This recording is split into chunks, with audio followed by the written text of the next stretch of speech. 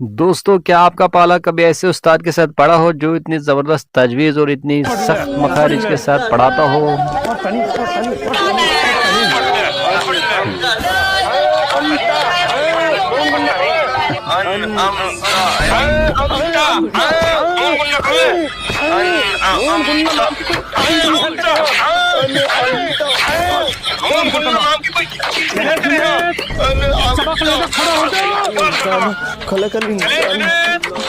सबक लेकर खड़ा हो जाओ।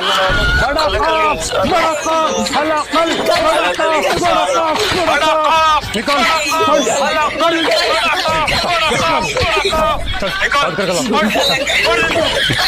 चल राशिद खड़ा हो जा सबक लेके।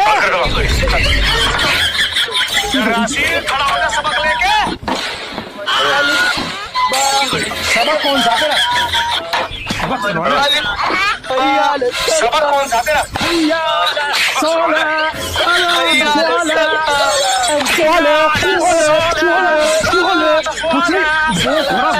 कुछ नहीं पता। कान पकड़ता है,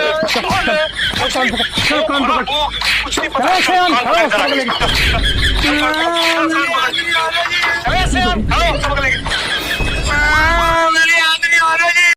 इन्होंने तो बस एक फ़नी वीडियो बनाई है, लेकिन हकीकत में ऐसे उस्ताद भी हमने देखे हैं।